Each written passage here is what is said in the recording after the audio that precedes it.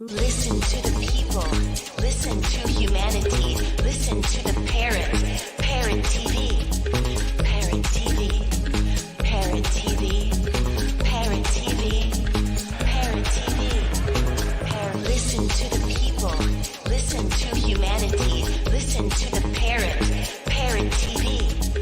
Parrot TV. Parrot TV. Parrot TV. Parrot TV. Listen to the people. Listen to humanity. Listen to the parrot. Parrot TV. Parrot TV. Parrot TV. Parrot TV. Parrot TV. Parrot TV. Parrot TV. Parrot TV. Parrot TV. Parrot TV. The Literary Corner, brought to you by New York Parrot TV, the voice for humanity. Hi, welcome to New York Parrot's Literary Corner. I'm Dustin Pickering, your noble and honest host. Today, I am Fabio. Just kidding. So today we have episode 209. We've reached the 200th episode milestone, to remind you.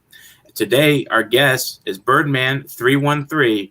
He was born in Benton Harbor, Michigan, and has been living in Houston, Texas for the past 30 years. He graduated from John Wesley College with a BA in Social Science, Certificate in Computer Tech at JTI, and AA from ITT and Network Systems Administration. He is author of 10 published poetry books and 4 published poetry chapbooks, and is a recipient of several Editor's Choice Awards and 1 International Award for Poetry. He has also published in several poetry publications, journals, newsletters, and has been in readings at several open mics. The video Forgotten Time won first place in the Light Poetic Ministry Poetry Video Contest. Birdman313 also hosted the Spoken Word Contest at the National Black Book Festival in Houston, Texas for 8 years. Thanks for joining us today, Birdman. How's it going? I'd say how's it in Houston, but I already know. It's going all right. Yeah, it's great to see you again. Just a full disclosure, Birdman's a good friend of mine. I haven't talked to him in a while, but we're good friends. We've been poetrying together for a while. So when did you adopt the name Birdman313, and what is the significance? I've always been called from my childhood because when I played basketball, I could jump. So Birdman was always my name.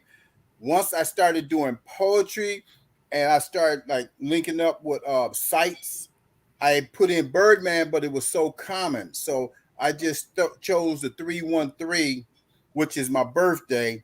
And that's how that came about. Okay. So it's a combination of a nickname and your birthday. Yes, it is. I always wanted to ask you that. I never knew. So okay. That's interesting. Your name on the books are usually Birdman313, and you sometimes do put Victor Johnson Sr., but usually it's Birdman313. Do you have a favorite poet or a literary figure you enjoy to look up to? I have a couple of them. Paul Laurence Dunbar. Oh, excellent. I read a lot of stuff. William Blake. Lawrence Ferlinghetti, which I got a chance to meet in 2019 at his 100th birthday celebration out at City Lights. And I've been reading a lot of their works.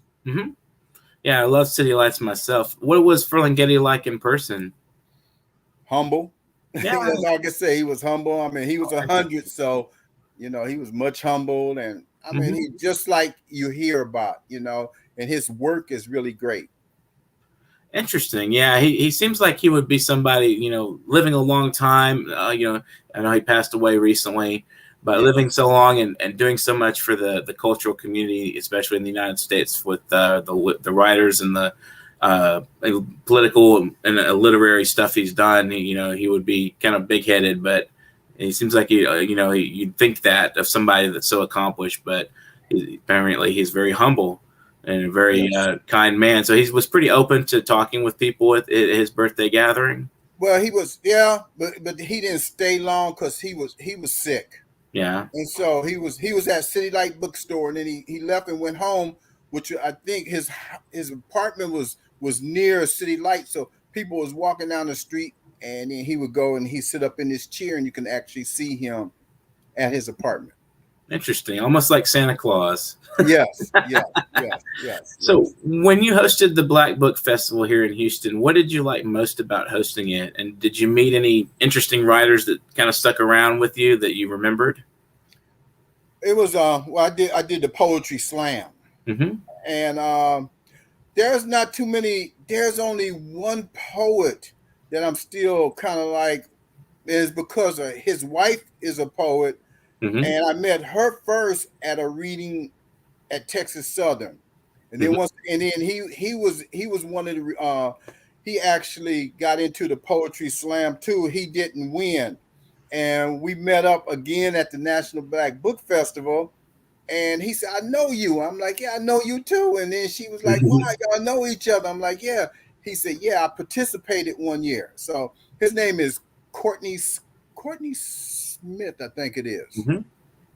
And he's about the only one that I really, from, them years, there's the only one that I really stay in touch with. So is it exciting to host the mic there that you did, the slam? Well, it's funny you asked that. The first couple of years it was. And then as time went, you had less and less poets that was actually participating. And then, matter of fact, the last year, they just told me, say, hey, just do an open mic. Yeah. Because they didn't have enough people, because there was a prize money given out for the best poet. But you had to sign up, you had to pay a fee, and then, you won the money. Well, the last year I was there, there was only one person that showed up. So, wow. So the host that was running it, she said, just do an open mic. So I got several poets to come up, and I read last though, because I was hosting it, but we got a chance to read a poem. Interesting. So you travel also a lot for your to do poetry open mics and stuff. What were some exciting moments in those travels you experienced? Oh, we went to his name is Poetry Smith. He at one time was an actor. He was on the Tyler Perry shows. I don't know. I can't remember which one. We went to his place. We was out there because we stopped at this place called Club Ha Ha. Went off in there, and I didn't know anybody. He walked up to me. He said, "Oh, you're a big guy." I said, "Yeah, you are too." We got talking about basketball. Well, he was bringing the poets up. Then afterwards, he turned over. He looked, and he said, "Where are you from?" I told him, originally from Benton Harbor, Michigan. He said, "I'm from Muskegon." Come to find out, his high school and my high school was in the same conference. So then I told him, I said, "But now I live in Houston, Texas." The DJ said, "I'm from Houston, Texas." And so he said, "You know anything about the 4-4? I'm like, "Yeah, Acre Shaker." Come to find out that him and his brothers, we all used to hang at the same park and shoot ball together. He lived right down the street from one of my aunts that stayed in, and he knows several of my cousins. But he said he had been out there for like 18 years at the time. And then the poet, the feature poet that closed out, he's actually on Progressive Insurance. His name is Paul Mabun, and that was kind of exciting to know that. And all three of them, they do acting. And Paul Mabun has been in several films. He's from Chicago. So it's kind of like, okay, we all, it was some type of connection with every one of us. Wow. So have you ever been to Chicago? Yes. Chicago, my hometown is like 90 miles across. I've shot a lot of videos off of Lake Michigan on Chicago side. Then I go shoot videos on my hometown side, which is Benton Harbor, Michigan, which if at nighttime, you can stand at the lake on Benton Harbor and you can look across the lake and you can see the Chicago skyline. Oh, wow. That must be beautiful. Yes. Interesting. Yeah. So what do you think of the city? They call it the Windy City. It's windy. I played in a tournament there when I was in college. it's just like what you hear. It is, you know. I mean, Mm-hmm. I don't go too deep off into Chicago. I stay on the outskirts, and Right. you know, it is what it is. You don't know where you at, you know, you can run into some issues. Yeah, I'm sure it's true in Houston too, but probably not to the same extent. Yes. Yeah, there's crime even in my own neighborhood. There's a lot of wildness out here sometimes. Yes. So, how would you describe your poetry, like from your own? If you were to describe to someone who'd never read it, how would you tell them what they're going to read if they were to be interested in your work? My poetry has changed a lot. I'm more into nature. Okay. And I write a lot of like my videos. If you check out my videos, you'll see always water around. I mean, I do parks, I do, the ocean, and it's just relaxing. I mean, because like I said, my poetry at first was kind of dark, and I've had people say, "Man, where was your mind at then? What was going on?" Now it's more relaxing. I try to write about, just like I said, nature, the wind, a breeze, the waters and everything. Interesting. Do you have like a style you use other than the subject matter? Is there a specific style, or do you go to same patterns of rhyming, or how do you, construct your poetry? I've gotten away from, I have gotten away from rhyming because, when you first met me, my poetry was mostly rhyming. Uh-huh. I've gotten away from rhyming. Wow. I really have. I mean, I still do a few, but it's most just a traditional poet, just writing it out. And So does anything prompt that change in your writing style, or did you just get bored with writing rhyming poetry? No, my first editor, she said to me, "Why don't you do both, rhyming and non-rhyming?" And she said that way people will, you let people know that that you're doing it, and you can go either way with it. So so that's what I did. I took it like that, and I'm like, okay then. So I just started writing poetry. Oh man, writing non-poems. Writing non-rhyming poems. I'm sorry. It's one of those glitches that sometimes people have. Is like you just keep saying the same mistake, and yes. it up. Just got to go back and say it again until you get it. Yes. So, I remember a few years back you created an app for your poetry. Are you still doing that? And how did it turn out? No, I did it, and Google wouldn't accept the platform any longer. Wow. And it's a lot of people that I know that was doing that. And Google will no longer accept the platform. If I was to create an app now, it would cost me anywhere from $700 to $1,200. So I don't know. I don't even do apps no more. Wow. Did you find anything that you benefited from having the app, or did people get interested in your poetry from seeing it, or did it have any? Yeah, because I got rid of my website because I had the app, and people could go to my app and they could read as many poems as they wanted to. They could purchase my books. They could look at my videos. And I found with the app, it was more convenient because you had it right there with you. It was on your phone. So, it was, for me, it benefited. But like I said, Google sent me an email one day and says that, hey, your app is no longer, we no longer accept these type of apps anymore. So, well, that's unfortunate, and yes, that's good for poets. If you're sharing your work, I wish there was a way that we could have some kind of technology where when I write a new poem and I'm ready to release it, I could just plug it in, and somebody sitting on the have it on their phone or whatever that would just be notified I sent a new poem out or something, and it would just be like bling, and then they can read it right there and make comments or whatever. That would be kind of interesting. Somebody needs to do that. Any technology experts out there, we just gave you a great idea, a poet app. Well, you know what? That's how I got it. It was a guy from Austin I met. And that's what he had. And Oh, so wow. he the one told me, he said, "Oh, you want to do an app? Go to this place here."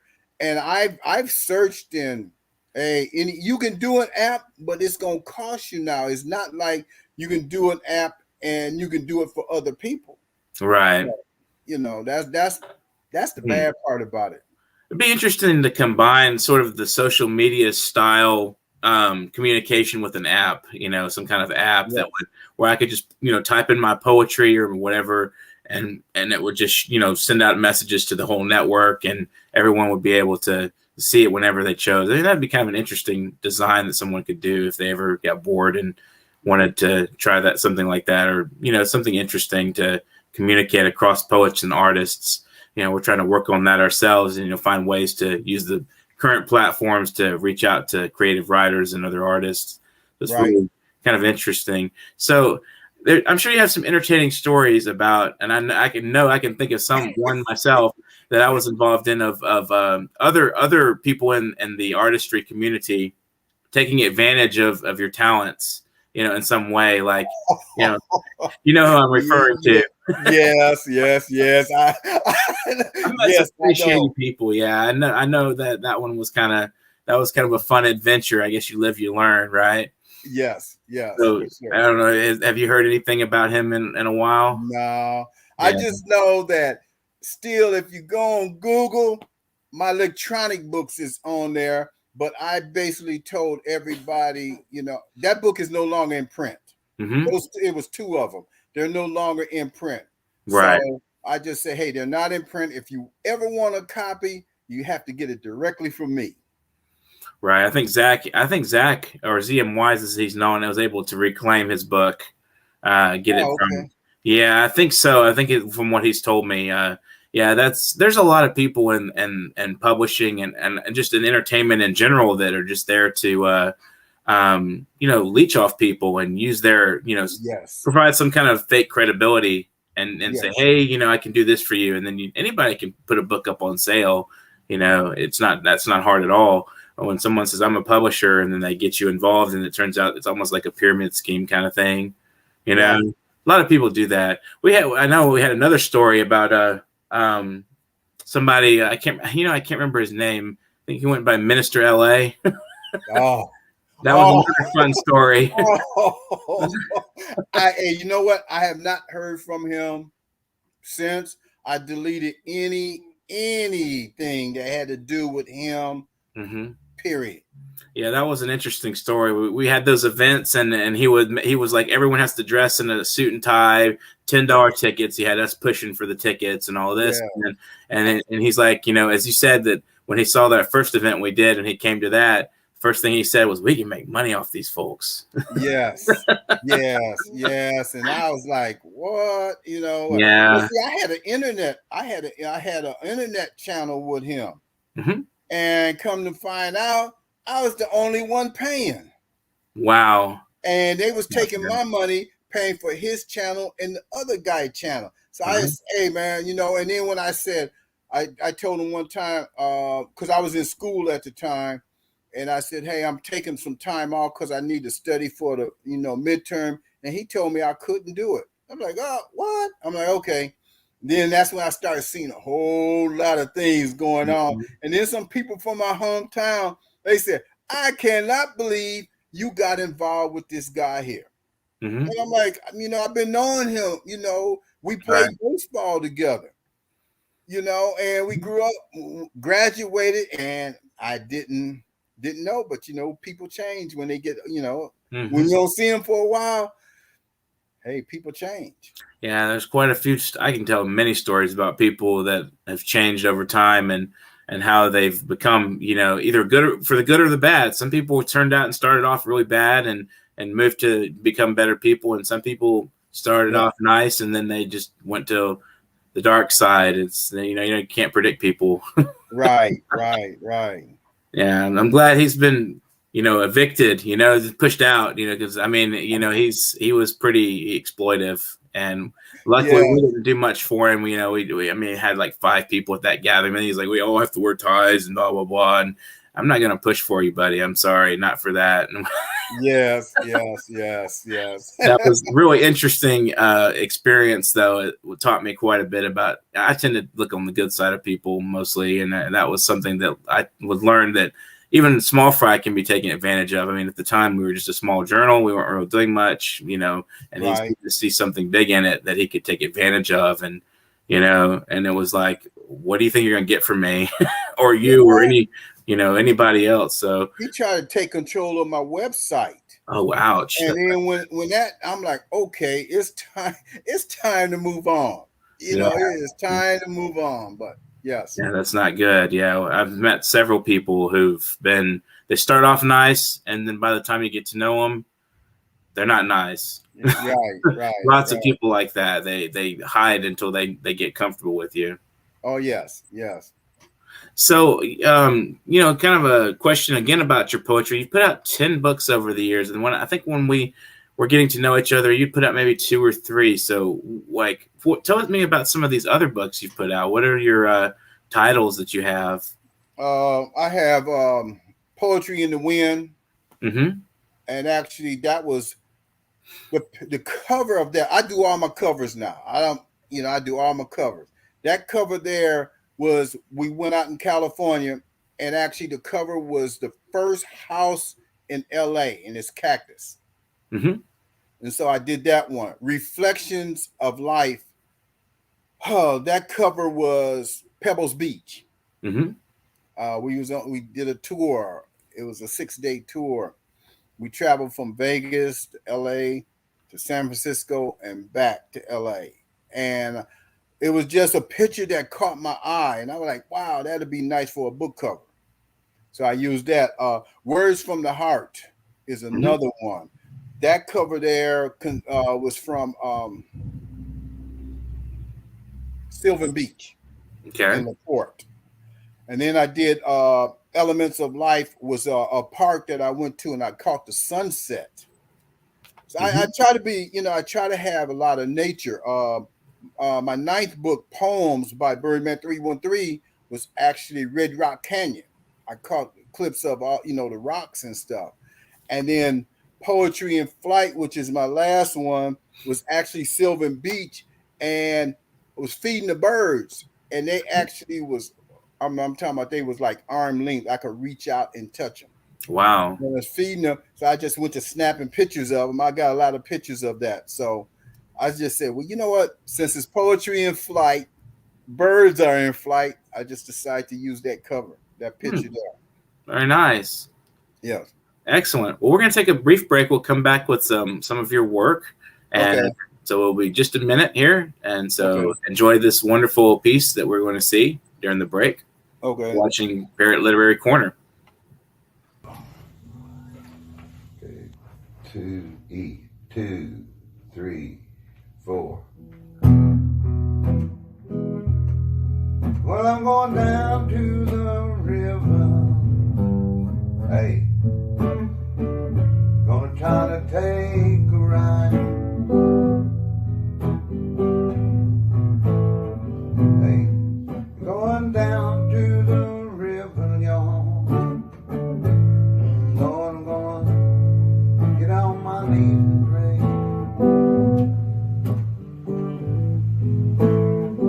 Now, B, I say, have mercy.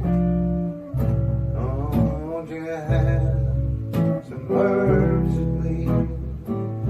Now, give me that B turn around. Going down to the crossroad. Hey, trying to catch a ride.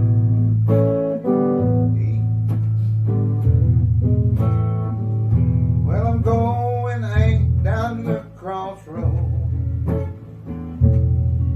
Gonna try to catch a ride.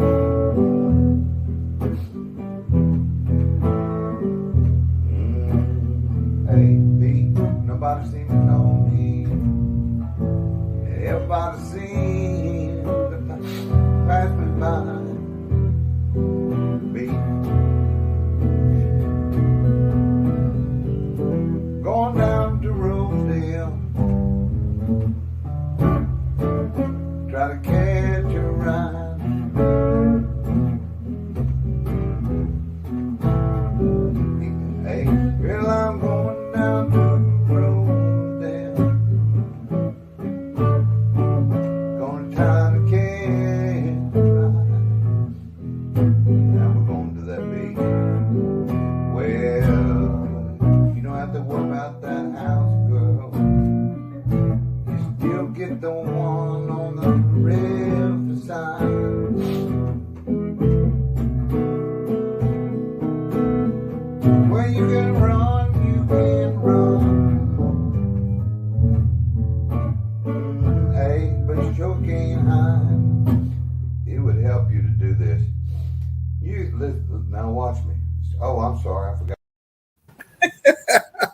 That's Oh.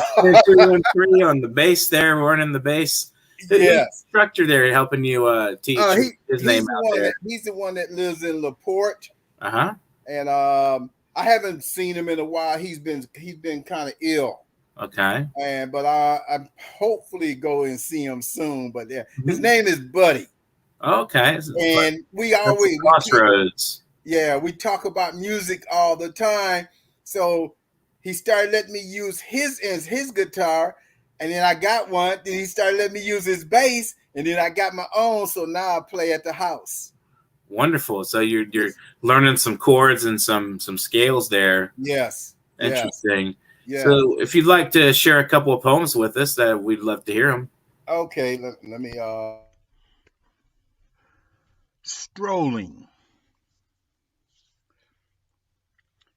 As I go outdoors, nature beckons to take a stroll in the yard, the garden, then through the mind. Stepping into the world of nature fills the voids of empty spaces left by loneliness, turmoil, stress, grief, and sadness as the tears slowly roll down. There are times when taking a walk into and through nature paths opens the mind. The outdoors, filled with the wonderland of beauty, immediately gives joy and happiness and takes the mind into a relaxing zone. A relaxed mind fills with many ideas that leads to notes, tones, rhythms, and words, quietly bringing peace and serenity deep within the darkness. We become aware that one day all that has been imagined will finally become reality.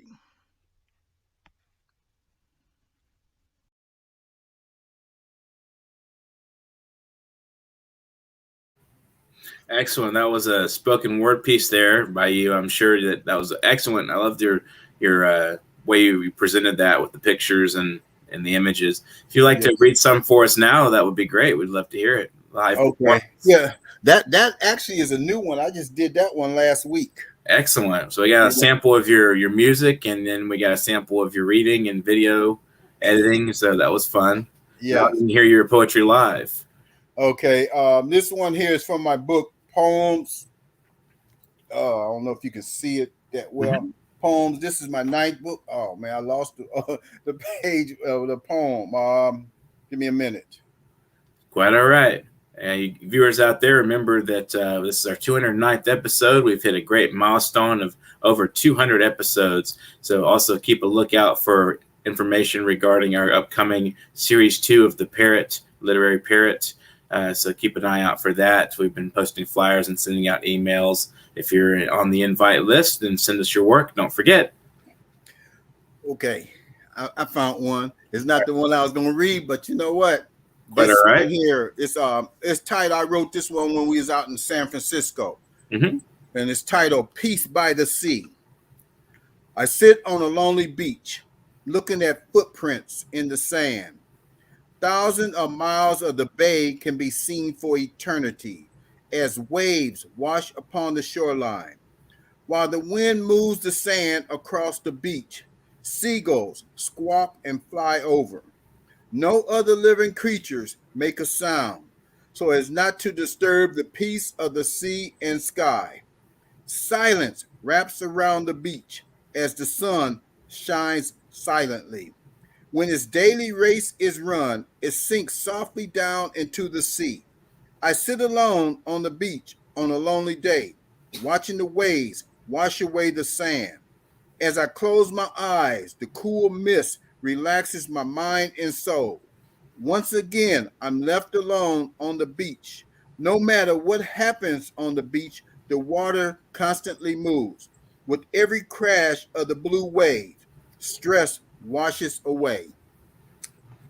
Very celebration of the beach there.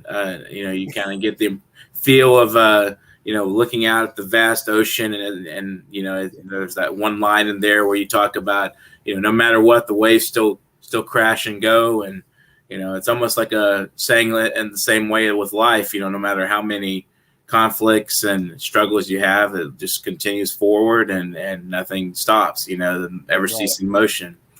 So, Yes. very nice poem. Thank you for sharing that. Maybe you'd like to share another one? Yes. You know what I'm going to do? This one here is from Poetry in Flight. Okay. And this one here, I wrote this after being out in Vegas at Red Rock Canyon. And it's titled Man in the Shadows. I became aware that I was not alone. Someone was with me, floating off into my deep thoughts, realizing he was there all the time, from the beginning to the end. In the background, hiding in the shadows. He was never noticed. He didn't have a face. Time seemed simple until I caught a slight glimpse of a shadow that wasn't mine. I didn't quite understand the vision, so I ignored it so many other times. Never did I imagine I would come face to face with him. Everything has a beginning and an end, not knowing when he would show up. I turned around and there he stood in my shadow, like a vulture watching each move and each step. The sun shines bright as my shadow stands tall. When the clouds move in over the sun, I look around, but I see nothing. My shadow goes in and out with me, as does the man in the shadow. Together, we fade into the darkness. What does the shadow represent to you? Like a dark side, or? The shadow is just someone that's following me, and I can't lose him. I can't. If the sun is out, I will never lose him. Right. So, I mean, it's like a shield of protection for me. Okay. Interesting. Yeah. James Dennis Casey IV says, "I dig it." Yes. As a comment given live. Thanks for your comments, James. We love to hear from you. Thanks for watching today. So, what's your editing process like, or you're compiling when you're putting together your books? Do you sometimes exclude some poems you've written, or do you just keep any idea of what you how you put your books together and what process goes through each poem? Well, when I write poems, I get a folder, and I start the folder, and then I let Diana edit them, even before I read, before anybody even hear them. And she edits all my poetry. And so I just take poems and I start writing them. When I get to 72, then I switch to another folder. Okay. And that's been a process. It's easy for me to do, and I keep them all together that way. And right now I have like 10 folders with 72 poems in each one of them right now. Wow, that's quite a number there. Yes. So you just pick that number randomly, or does it have a significance for you? Well, when I first started writing, it was some companies, they said 45 is a poetry book. Some say 62 is a poetry book. So after I made some changes from the first two people that published my book, I said, I'm not going to use theirs. So I just started 72. 72 is just a number I chose. Okay. So, I have a kind of a broad question. If you were to give advice to younger writers that are facing today's challenges, what would you tell them about the writing community at large and publishing and how to express themselves and what challenges they may face and how they can overcome them?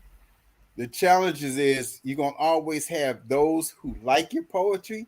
You're going to have those who don't like it. No matter what you do, you're going to have that. And you cannot let other people's words or feelings affect your writing. You just got to keep on. And that was one of my biggest problems. People would say something about my poetry and it affected me. Then once I just said, you know what? I don't care what you say. I'm just going to keep writing, because you're going to find more people like it than more people that don't like it. And the ones that don't like it is the ones that's jealous because you are writing and you haven't stopped. Right. I think that persistence is key to being any kind of writer. You know, you don't if you're a writer and someone says, "Well, I don't like it," and you say, "Well, I'm just not going to do it anymore." You know, you've quit already, and that's if you've got it in your heart to do something, you should do it, whether other people are approving it or not. You know, and like you said, there are going to be people that like it, and there are going to be people that don't like it, and that's just how life is. You know, and any endeavor you take, you know. You have people that are going to say, I don't like that. And it's like, well, okay, you don't have to like it. You know, right. I'm still doing it because I can't please everybody. I get a lot of that. People ask me, and I'm surprised at how many people that actually like my poetry. Mm-hmm. You know, and I tell them, I said, and, you know, and also when I do open mic, I try to read a poem that the crowd will like, not what I like. Right. And I learned that from is music that because I do have music background. Mm-hmm. And I always said, you know, when you're gonna present a poem, present one that the crowd will like and not the one that you will like. Right. Well, James Casey again comes on and says that's some sage advice right there. So thank you again for commenting, James Dennis Casey. We love hearing from you, so keep watching.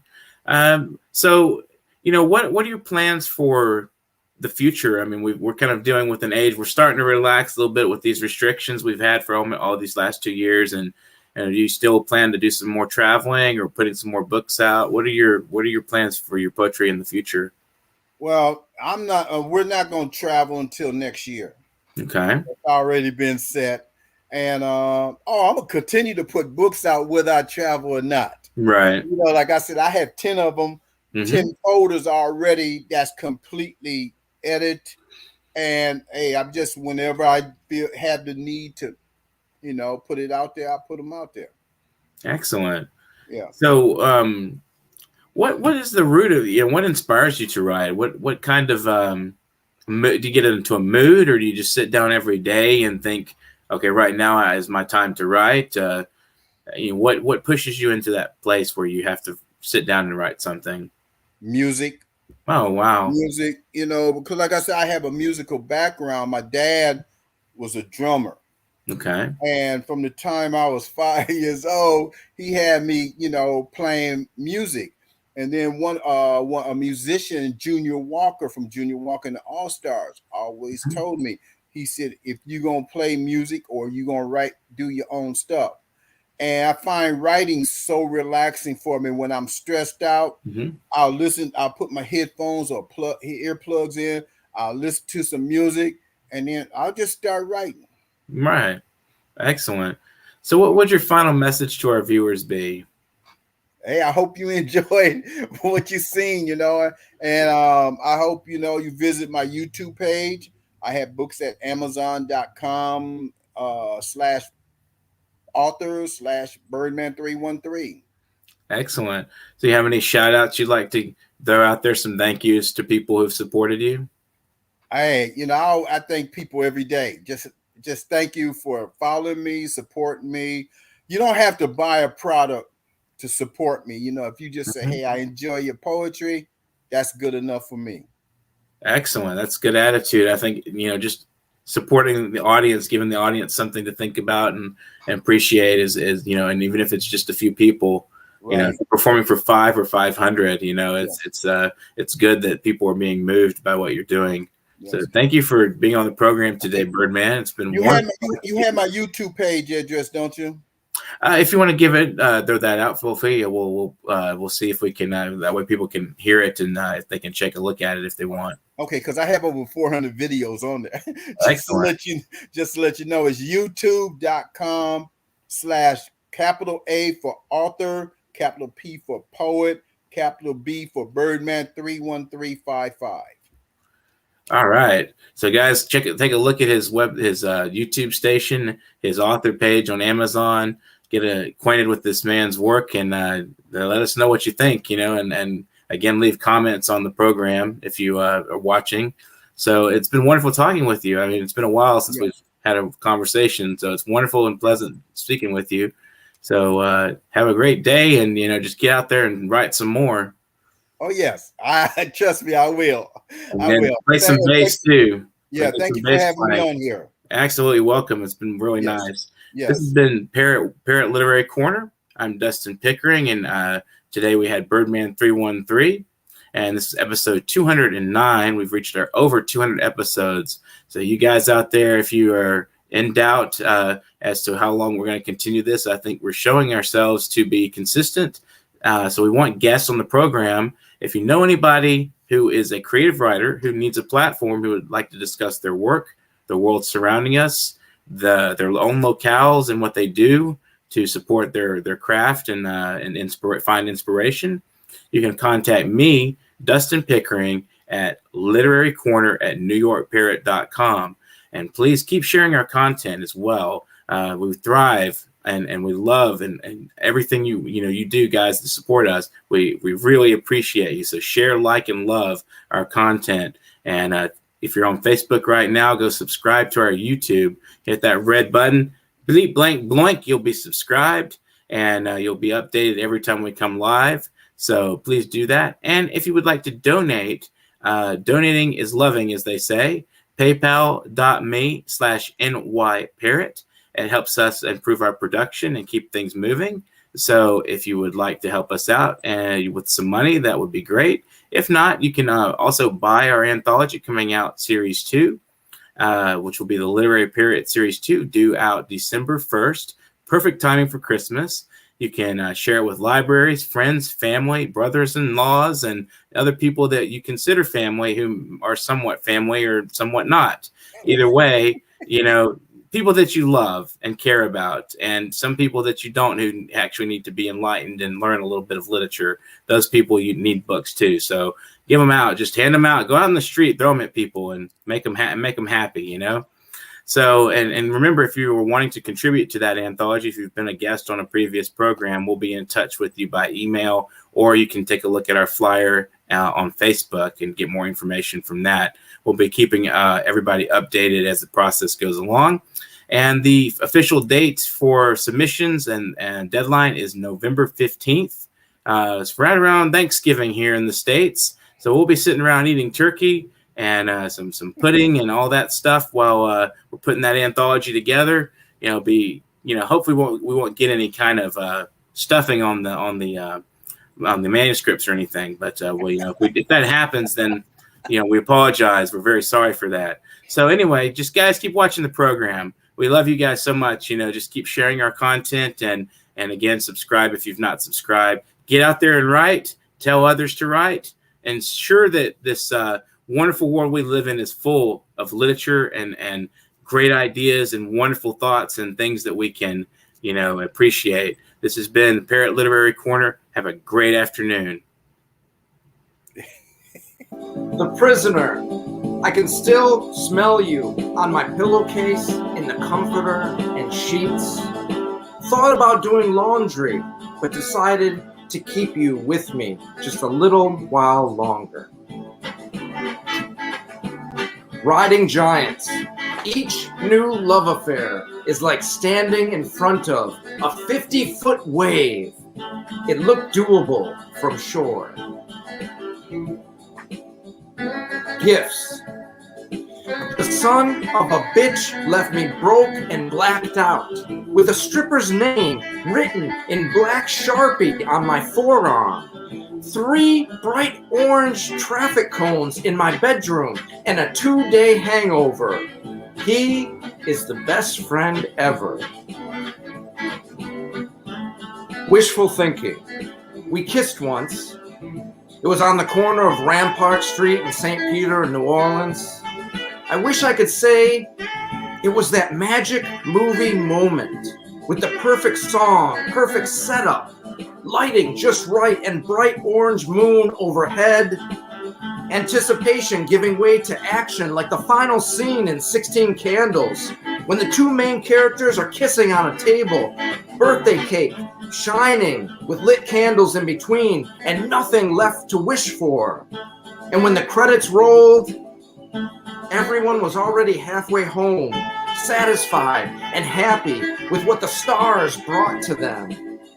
But our kiss wasn't like that. It was sloppy. We were drunk. The music sucked.